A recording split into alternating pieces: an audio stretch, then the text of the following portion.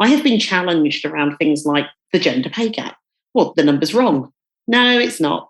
I'm telling you the number's wrong because it needs to do this, this, this, this, and this. And instead of focusing on the number, we should explain why there's a gap. And I'm like, okay, let me just make this statement, make it very clear. The gender pay gap is not wrong. It is correct as per the government's reporting guidelines. Therefore, if you focus on explaining the gap, you look like you are focusing on excuses, as opposed to focusing on what people will actually see when they click on the government portal, which is just our numbers. Hi, my name is Nadia Nagamutu, business psychologist, coach, speaker, and founder of Avenir Consulting, which creates organisational growth and success via inclusion and diversity. We've been discussing the benefits that diversity brings to companies' bottom line performance for decades with more and more evidence. But there are so many questions organisations still have about how to achieve it. How do you create a culture where people feel valued for their uniqueness and the qualities they bring? I believe it's crucial to the future success and sustainability of every organisation that they find the answer to this question to make sure that each employee is not only supported but also appreciated. With this podcast, I aim to get some of the key challenges to creating inclusive workplaces out in the open and start uncovering the solutions to embracing a culture that cares for everyone. I'm going to be having conversations with some of the most inspiring people in different countries and across industries who are pushing the boundaries on inclusion and diversity in the workplace, from topics such as parenting in the workplace, ethnicity, age, gender, mental health, and all things inclusion. I want to create a movement to change society through sharing life experiences and creating more empathy and connection. Why care? I believe that once we have organisations and societies that accept and value everyone for who they are, we become healthier, happier, and better in our roles both inside and outside work. Hello, and welcome to episode 19 of my Why Care podcast. My name is Nadia Nagamutu, and I am your host. In this episode, I speak to the truly awesome and inspiring Pauline Miller. Pauline is Chief Equity Officer in EMEA for dentsu and responsible for shaping and leading its DEI strategy and execution. Pauline has had roles in many parts of the financial services industry. In her last role at Lloyd's of London, Pauline held the position of Head of Culture, with responsibilities spanning organisational culture, diversity and inclusion, employee engagement, leadership and talent development. We talk about the challenges of being a DEI practitioner, how to generate quick wins, engaging with the CEO and board, and the importance of celebrating every step on the journey. Pauline shares the key principles of a DEI practitioner, which are key to her success, alongside DEI initiatives that she's put in place, which have had real organisational impact. This is an absolute gem of an episode for DEI practitioners in particular, but also offers shed loads of advice and tips for organisational leaders and what they need to do to set DEI practitioners up for success. Pauline, it is an absolute pleasure to see you today. Thank you so much for joining us on the Why Care podcast.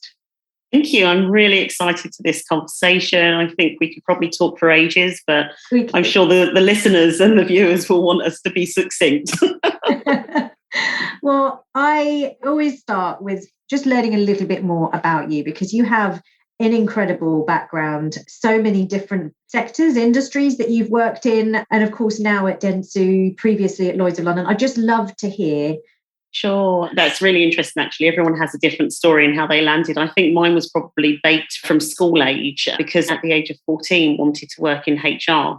I had done some work experience at the London Stock Exchange, loved it. I learned how to fold packages, put them into envelopes, and I was marvelled at graduate programmes and how you whistled down thousands of people down to finally 10 or so, going onto a programme. So it was that interest in people and people in organisations that led me to HR. At 14, you had decided, actually, this is an interest for me. Yes. Wow. 14, HR. Had a few detours along the way. I ended up in IT when I graduated. I had a couple of kids along the way before I finished university.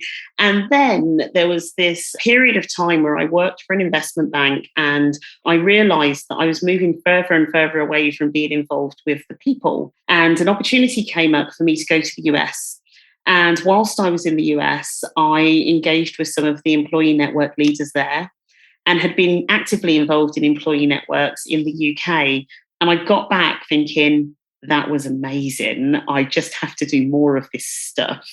Specifically, what was amazing about it? What were they doing differently? It was the passion. It wasn't so much that the US were doing it differently to the UK, but it was the opportunity to see where the US networks had such a passion around being Black professional in the organisation, the connections that they had with some of the universities, Howard University, for example, and they had come over to the UK, and I thought, I'll get involved in that event as well. I had a great friend working at Barclays at the time who was a D&I manager, and she got me actively engaged in some of the different aspects. And I just thought, I love this type of work. It really energizes me. At the time, it wasn't so much about my own journey. It wasn't so much about all of the unique differences that I bring to the party. It was about what was engaging me and energizing me. And once I understood that, I took the opportunity to transition to a different part of the bank, and moved into my first D&I role. And I guess I always think of it as moving around the financial services sector. I left the investment bank, I moved to a wealth management division. I left wealth management and moved to a custodial bank. And then I moved into the insurance sector at Lloyd's of London. So I did a wonderful tour of financial services. And in coming to my current position at dentsu, all of those roles have grown. So starting out as a D&I manager, moving to a regional head, moving to a global head, and then eventually head of culture at Lloyd's.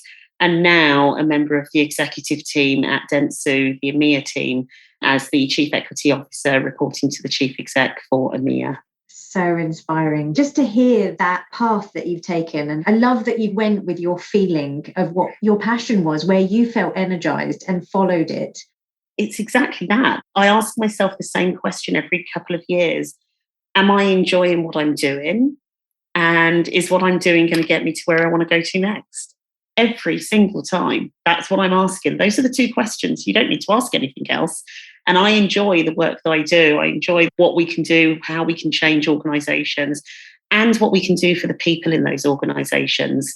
So if I'm enjoying it, then absolutely. And of course, like anyone, I want to grow my career and be able to do more things and impact more people and have real purpose to what I'm doing. And the role at dentsu now is really about creating that meaningful impact and purpose and progress to be champions for others. Yeah. Now, you mentioned that initially it wasn't necessarily about you, but very much about what you could offer and those ERGs and the community and the conversations. But what have you gained personally? And the reason I ask that question is because working in the space as a practitioner in diversity, equity, inclusion, it's almost impossible not to grow as an individual yourself. Like the self-reflection that's needed, the self-awareness that's needed in order to be an outstanding diversity, equity, and inclusion practitioner is much more than I had necessarily thought it would be when I first started working in this space. Like every time I'm challenged, every time I'm listening to a different podcast or a different conversation or reading a different book, I'm challenged in terms of my own views, my own perceptions, what I thought was right or the truth or reality and what then isn't necessarily for everyone. So I guess I'm curious as to your own, what have you learned about yourself? Oh my gosh. So I learned lots of things and things that we should always remember. One, we don't know everything. One, we can't resolve everything on our own. But most importantly, I learned about myself. And there were two pivotal points in my journey that I think really opened up me and really, I would say, was the step change for me as a practitioner, but then as a leader in a practitioner world of DEI. The first one was at State Street. I had been approached to have a chat with an organisation, didn't want to. I was like, oh, go on then, I'll do it. And they came in and I put a lunch on for them. It was end of the year. And I was like, do you know what? I can be charitable. It's Christmas. I talked to this group that are interested in just hearing how they can engage with corporates around supporting young girls, young teenage girl advocates. And so they came in, we had a great couple of hours conversation. I was happy to give the time. And at the end of it, they said, oh my gosh, this is just amazing. You have got to join our advisory board. And I'm like, yeah, why not? Sounds easy. And that was, let's say, the November, December. And I had a conversation the following year in the January. And by The best way to put it is, in April, I was sitting in Jijiga in Ethiopia on a refugees camp's floor in their home. Wow. 4 months. That was where I grew my voice and my speech. But actually, it was the moment of being in the airport. So when I arrived at Addis Ababa, my flight arrived before the US flight. And I was sitting and waiting for my US colleagues. And at that moment in time, I suddenly got this period of self-doubt. Oh my gosh, what have I done? What am I doing here in Ethiopia? Who am I? What do I bring to the table? What's my special power? I'm not a movie star like Monique Coleman that was on the plane. I wasn't like a teenage advocate like Rossio. I sat back and I just thought of all these other people that had done so many more amazing things than I had done, other than to have one great conversation over lunch. And I felt like an imposter. I felt like a fraud until 2-3 days later, we were in and talking to the refugees directly, when I suddenly found that inner passion that allowed me to recognize the power that it's not so much about how far up I am at the curve of the corporate ladder, but the experiences that I had as a young teenage mother, as a 15-year-old mother, that allowed me to be able to be empathetic, to share, have feeling, and to really to talk about their plights as well. The second example was much more corporate driven. It was 2019. I'm at Lloyd's of London, and no great surprise because anybody can Google. Bloomberg wrote an expose article about the drunken sexual harassment, lad sort of pub drinking ways in the Lloyd's market. And that moment was what then changed my role in terms of leadership and driving change for the organisation. And of course, in quick succession came things like the COVID pandemic, which forced me to step up in the space of driving some of the changes around COVID and what we were doing for our colleagues there. And then, of course, George Floyd's murder, which, again, as a Black woman, had me stand up and say, hang on, we've got to do this differently. So different points, some of which were opportunities, some me putting my hand up again. Hey, I'll get involved in that. Yeah, I'll be an advisory board member, but critical points along the way where I've grown and developed and learned to have a really clear voice to articulate what that need is, both from my perspective, to understand the organisation's lens, that of the leaders and what they're trying to do, or to be able to speak up for those that are unable to speak up for themselves. What I love about what you've just said is that recognition that as a DEI practitioner, we're coming to the table, of course, with our own perspective and of course with our own personal lived experiences and story. And we acknowledge that this is the lens that I see the world, but also with the acknowledgement that everyone else, it needs to be taken into account and that everyone else has different stories and different experiences.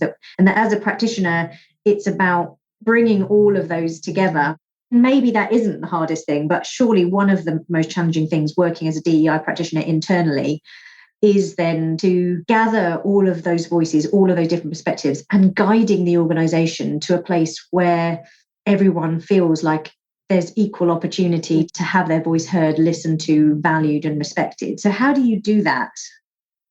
I think it's really interesting when we think about the DEI on the inside of an organisation. There are different stages that organisations get to when they are hiring or bringing in resources to focus on diversity, equity and inclusion. Now, some will do it as side of desk and it's a shared role, etc. That's a different dialogue to talk along. But if we think about the organisations that want to put this in place, it is either because there is a passionate HRD, Chief People Officer, that says, this is where we need to drive and bring that person in, or it may come from the chief exec themselves, or it may be much more from a sort of regulatory lens. We really need to make sure that we're covering safety and behaviours and so forth. So different angles that brings that role into an organisation. My view is you don't hire me if you're not sure that you want me. That's how I look at it. It's just not worth the time, the resources, the investment to bring me in if you're still trying to convince yourself that you need a chief equity officer. And the missing part and the bit that I don't often say is that the reason that I say don't hire me if you're not convinced is because it takes a really long time to move the dial. It can take a long time to get the exec, the CEO, the executive team align to the fact that we're bringing this role in, and you may not win everybody there. The role comes in, it takes time to assess the organization.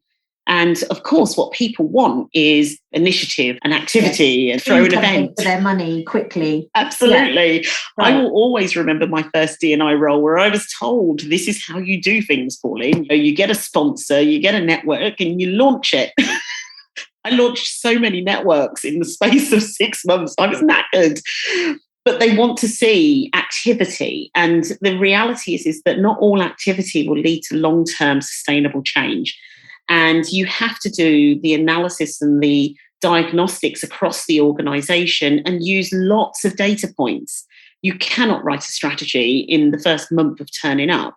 I feel that you have to be in the organization to really start to understand what that looks like and what that picks up. So I always talk about that lens of the inside is about being part of the organization, being embedded. You have to have a clear perspective, but you have to also be able to understand, how do things really get done? DEI is part of organizational culture, and you really want to understand what the interplays are between the culture of the organization, how it's felt and how it impacts those from underrepresented groups. Yeah.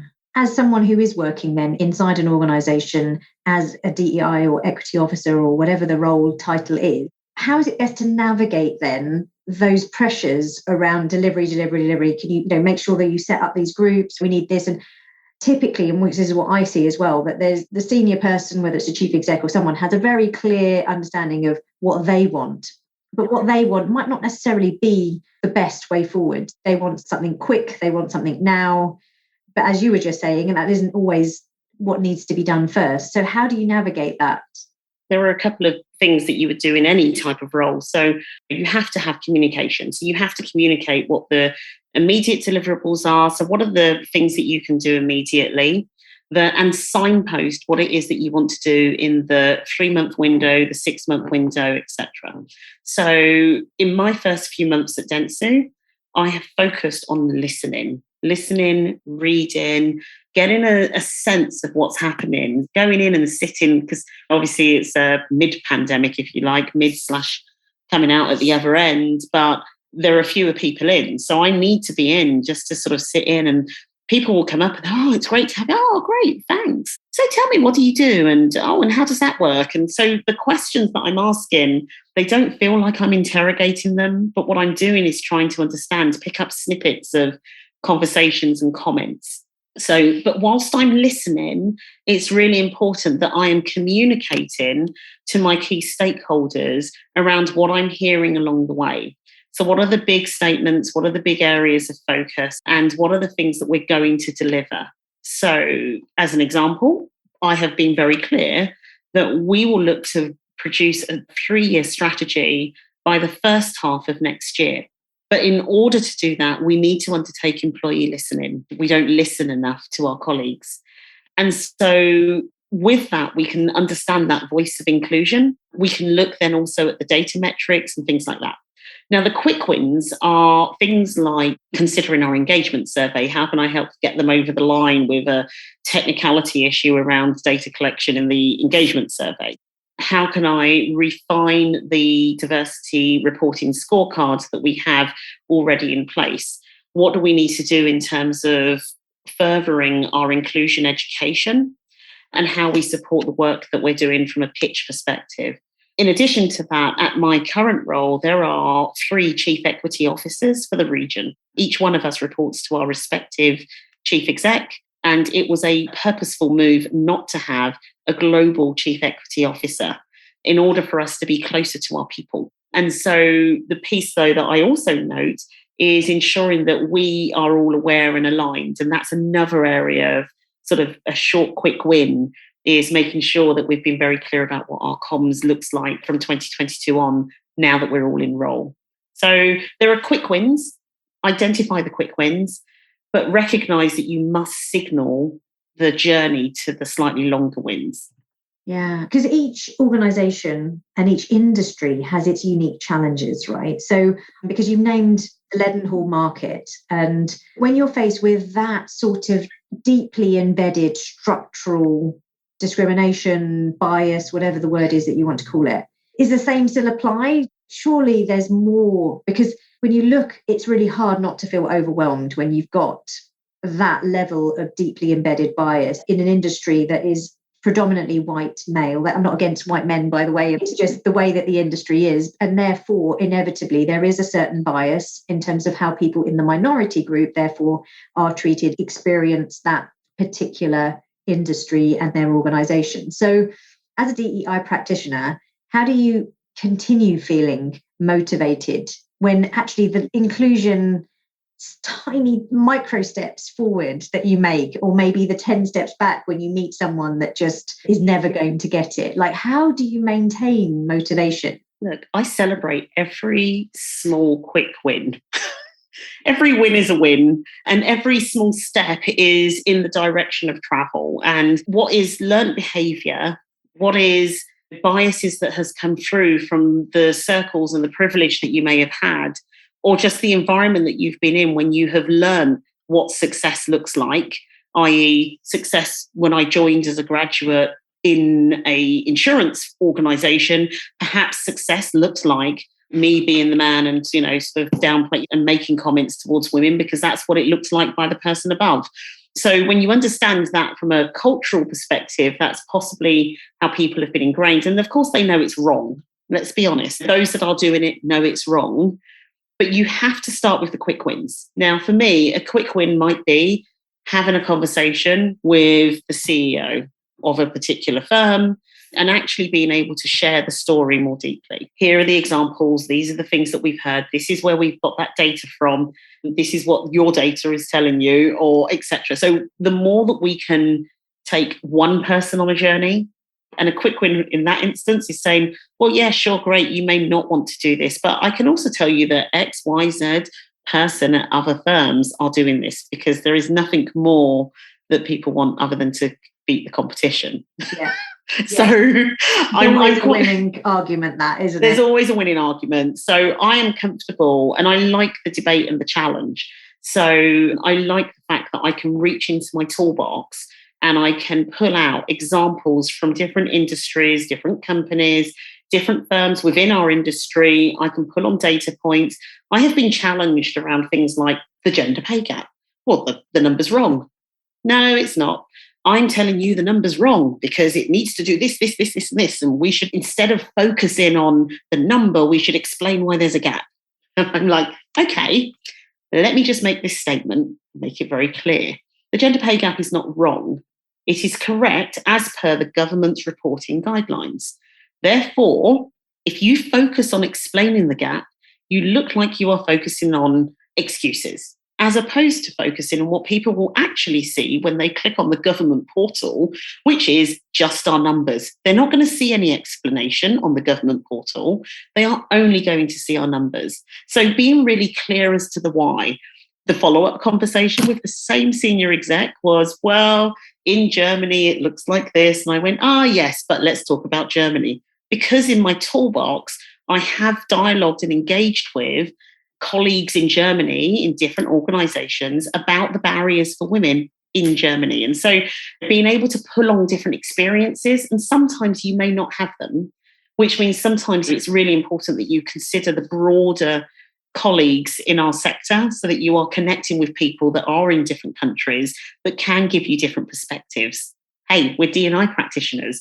It's about diversity. So invite the diversity in to the lens in which you're trying to address. Yeah, I love that advice and that tip, because it is easy, I imagine, to get sucked into the day-to-day, the challenges that are facing you in your immediate environment, the pressures that are being put on you to show some change or shift and improvement in the inclusion culture or in setting up that ERG or whatever it is, that actually you could quite easily get sidetracked and not remember to continue extending your network, continue educating yourself, continue to reach out to those colleagues who have a different experience to better understand how different countries, different parts of the world, how they are experiencing different challenges to the ones that we face in the UK or that they're faced in the US. It can be quite overwhelming because content is out there, opportunities are out there. Sometimes I feel it that we have, obviously podcast shows talking about DEI, clearly. We have books, we've got articles, untold number of articles online. We could read and listen. So how do you choose where to focus your energy? I do like to continuously read, and it varies what I choose to pick up at whatever time. I bought 2 books last week. I haven't even opened them yet. I bought 3 last week and I haven't touched them. They're sitting on my desk. So I like to read snippets. I read small chapters and chunks.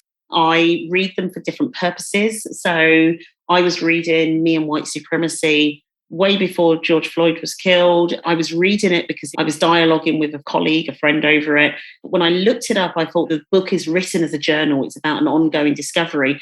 How can I recommend it to someone else if I haven't tried it myself? So I picked it up and read it more like a journal. And then once I got through a few days, and then I sort of put that one down. Then I picked up a different one. And so for me, it's about constant snippets. And that energizes me. Like they're all over the house. You can imagine we can have these conversations at dinner. Anything on the television will come up. Sometimes the family are telling me what's there or what I should be looking at, or they saw this and they thought of me. So I think from my perspective, the opportunity to continue to learn is the thing that I am passionate about and I encourage people to do. You don't, however, have to do what I did as a master's because I was bored or read an entire 300-page book. You can take small learnings, and what becomes really engaging is when you read something, you think about it, reflect on it, and then you have a conversation with someone else. It's the different conversations, the conversation that you probably would never even thought to have, to even raise or bring up that sort of different dialogue. That's probably one of the most rewarding and exciting parts of my job as a DEI practitioner is the different conversations I'm now having, what I'm learning about different people. And I know that I've still got so much to learn. And for that, it's a sense of, I guess at times, slight overwhelm in the sense that there's limited time and a huge amount of knowledge that I know that I need to still work on to educate myself, and I'll continue learning. In an organisation, you sit back and think, how many DEI practitioners are there going to be in one organisation? In a regular size, anywhere from 1,000 to 30,000 people, you're talking a handful. It can be really lonely. So the opportunity to continue to grow and learn through educating yourself, a podcast. Sometimes I just listen to 5 minutes, 10 minutes of a podcast and move on. And that's not because I didn't like it. It's like, oh, got that. The other day I was listening to one that wasn't D&I related. And I was like, oh, I quite like this. I then ended up buying the book. Thinking then back to your Lloyd's days and before Lloyd's of London, what are the initiatives? What are the things that you have put in place? Not necessarily the quick wins, but just in general, that you feel have really shifted the dial when it comes to creating a more inclusive culture? So let me pick out a couple. So I'll start with State Street because I think there were 2 really great programs that I led on. So one of them was our training around bias. I did a presentation post the program, and I remember saying to people, look, this is not silver spoon. Doing this program will not fix your problems. You have to think more broadly than the training program itself. But effectively what we did was we were training our organisation, our middle managers around unconscious bias. And we had done some work with the very top of the house to engage them in supporting the program.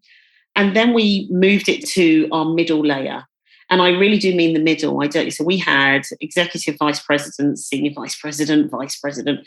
We went for the assistant vice presidents, the AVP population, the biggest pocket of managers in the organisation.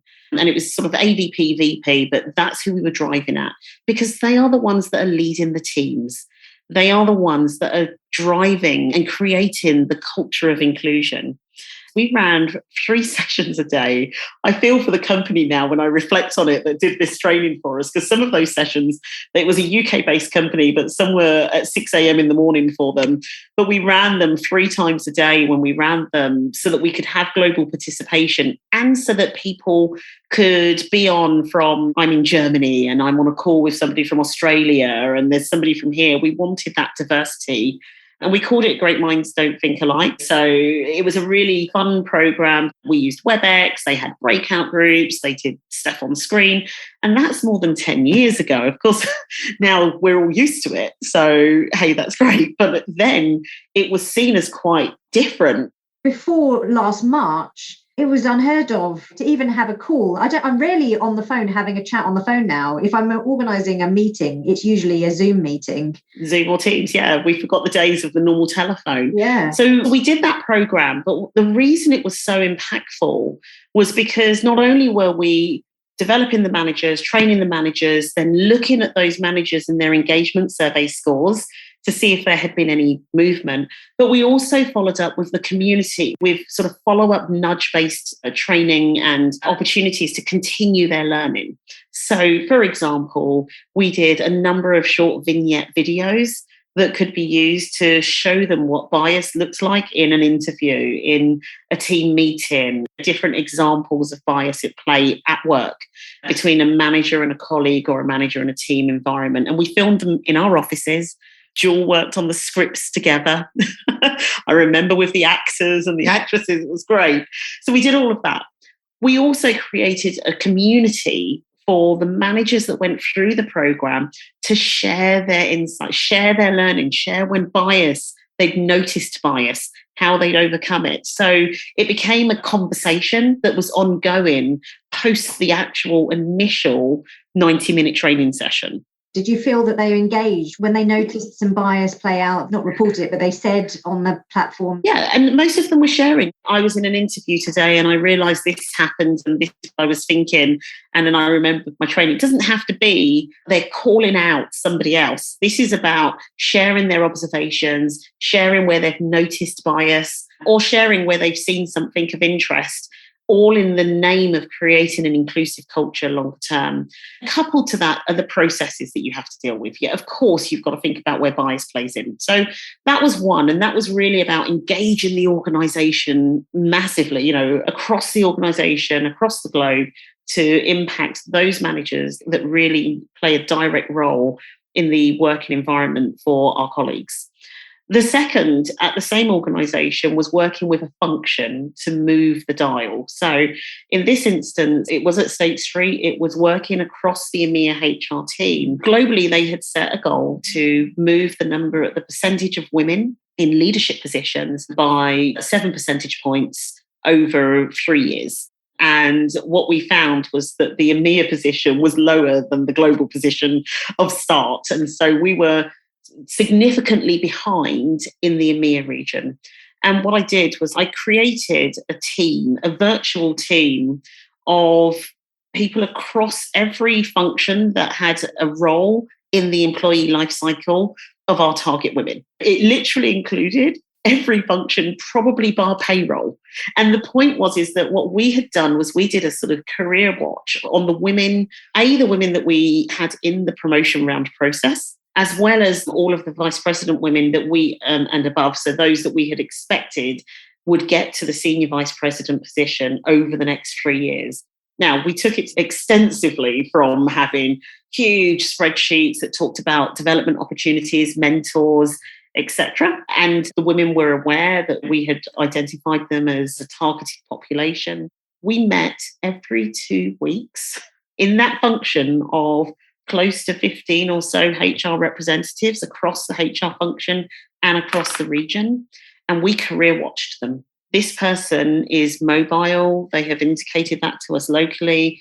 There might be an opportunity that comes up. How might we ensure that they get put into that? This person needs this progression. How can we close that gap together? This role has been questioned as whether or not it's a senior vice president role or not. So I think it was those types of things that we did that really helped us to, I'm going to say, elevate what we were doing, how we were doing it, how do we move those women and prepare them for the promotion rounds, including what the promotion round actually looks like.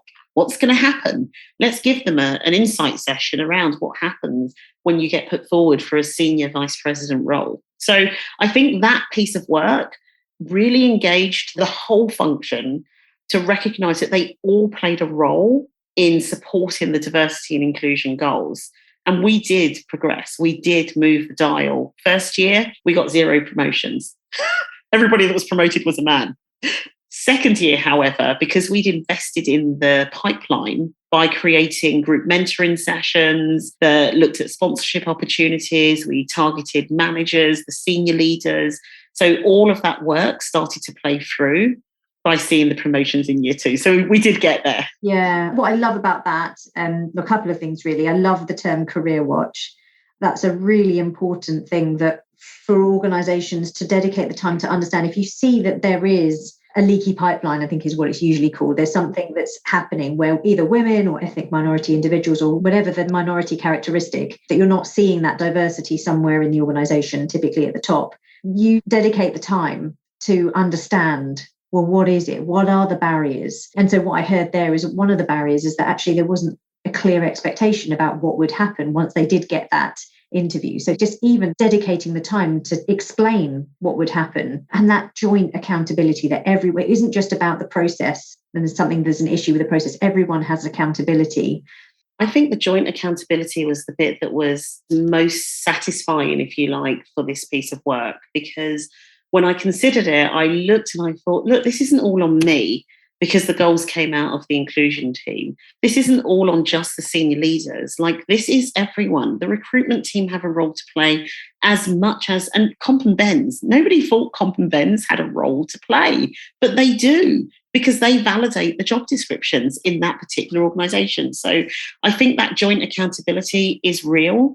And that's the only way that we really start to move the dial, when we all realise that we have a role to play.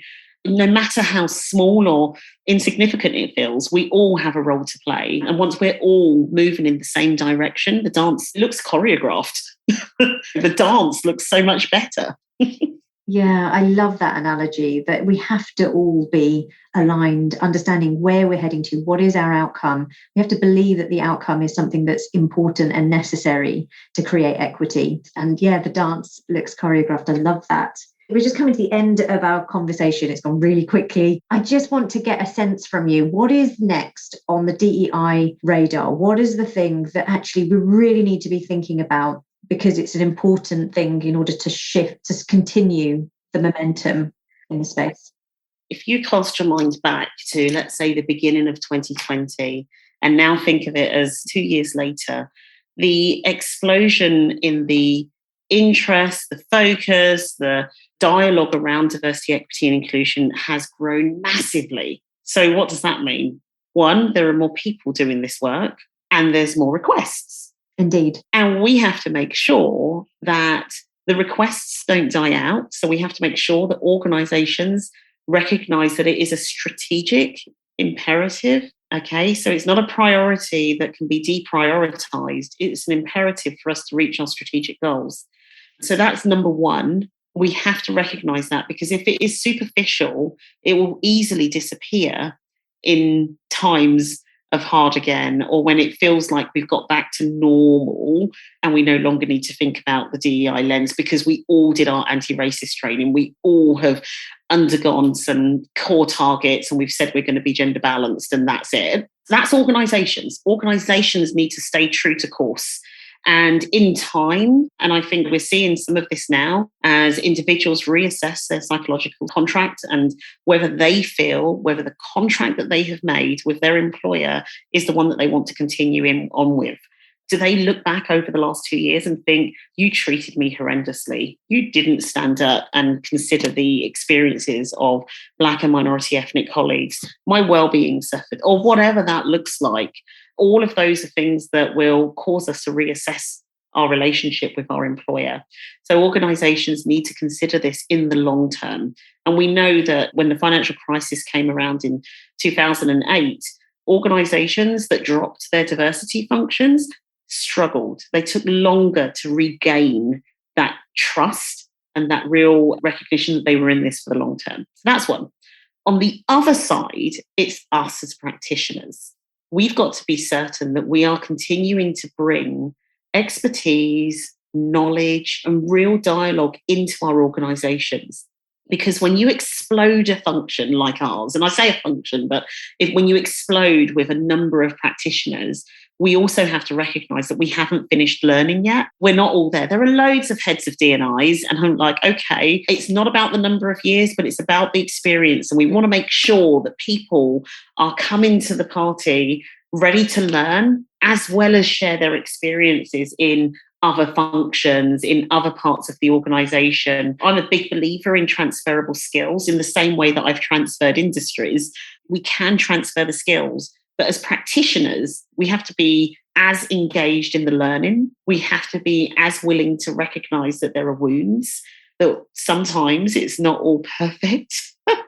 And I believe it's important to show when things do go wrong and to talk about those things. It wasn't easy to drive a program across an organisation on unconscious bias, and there were many hiccups along the way. We've got to talk about the things that are not right, so that we can develop as practitioners. So I think that there's a real opportunity for us to not formalise, but to become really focused on how we can develop more people into this space and how we can continue to develop ourselves. Amazing. I love what you've just said there from an organisational perspective, but also for DEI practitioners. And it's a relatively new field. There aren't many of us out there. There are a growing number, yes, but it's still really early days in this field around the characteristics of an outstanding DEI practitioner. And you've named a few of them there, and one of which is that self-awareness and self-education and continuous learning. Thank you so much, Pauline. Thank you for sharing everything you have about your journey, your learning to date, all those initiatives that you've put in place, how to overcome some of the barriers in organisations as a DEI practitioner. I've loved speaking to you. Thank you. Went so quickly. That concludes episode 19 of the Why Care podcast. What I love about Pauline is her energy, her say it how it is manner, her humility, openness and drive to achieve collective accountability for inclusion. Do let Pauline and I know what you thought of today's show. You can find me on LinkedIn, Twitter and Instagram with the handle @NadiaNagamutu and @Avenir Consulting Services. As always, I really appreciate your support of this podcast through leaving a review on whatever platform you're listening and spreading the word by sharing it with your friends and family. Huge thanks to Mauro Kenji for editing this podcast and John Rice for supporting with the show notes and getting it out there on social media.